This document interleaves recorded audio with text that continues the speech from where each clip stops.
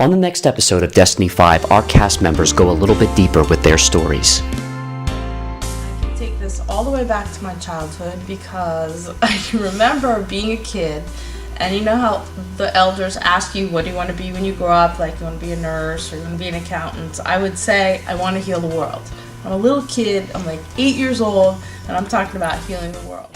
I always knew I wanted to work with people, and it started as a child too because I saw a lot of really nice kids getting into trouble because they didn't have proper guidance. Ever since I can remember, I wanted to perform. I wanted to be a performer, and that started in kindergarten. He handed me the blueprints and said, draw what you want. Tell me a moment when somebody or some event put it in your mind that you might not be able to do, be, or have something. I had to testify in court against somebody who was extremely dangerous. He totally didn't understand me. He didn't understand what I said when I said my desire was to heal the world. So I was born into foster care, and I was adopted, luckily, by two wonderful people when I was about 8 weeks old. He used to say things to me like, you don't know what you're talking about, you can't heal the world. He would call me silly and stupid. It just shattered my whole world.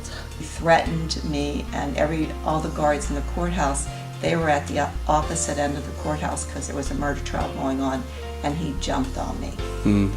And it was traumatic.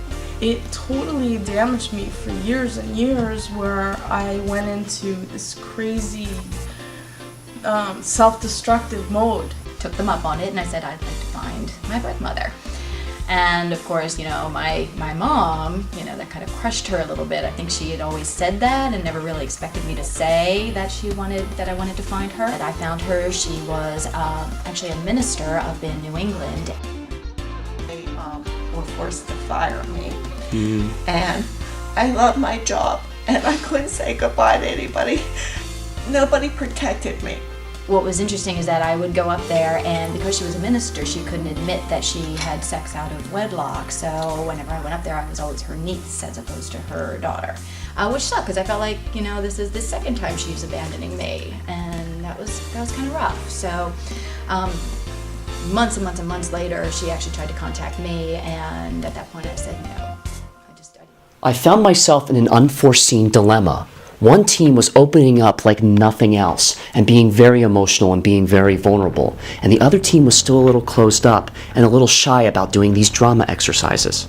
Lock up whenever I have to do any kind of acting or anything like that, which is funny because I feel like most of my life is out there in the world is acting. I felt a little silly around some of the theater exercises, but I liked sitting. I'm not an actress. I'm not used to acting out the way I feel, so that was awkward. It was a little nerve-wracking, but if I want to grow, if I want to move on, I think, putting myself in those situations and being uncomfortable and, noticing that I'm still alive, I'm still surviving, I'm still here, I'm still moving forward, it's a very good thing.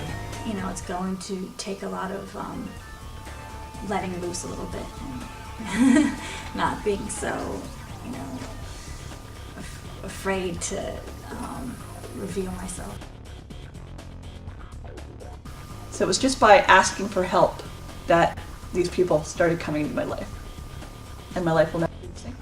Nobody had thought I could just do something like that at the spur of the moment. And I went in and talked to the owner and got the job and managed a restaurant. It was such a great time period because it was the first time I really felt like I'm worth a lot, and that if I promote myself positively, that I can get anywhere I want.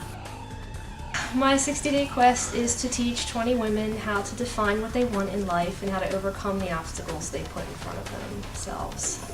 And I intend to do that by using my life as an example. It's scary because I don't feel like I don't feel complete control over my own life, so it's hard for me to want to, step out and try to create something for other people. I'm a very open person, so I'm pretty much willing to tell anybody anything about myself, but that can be dangerous because I have 3 young kids who maybe can't hear everything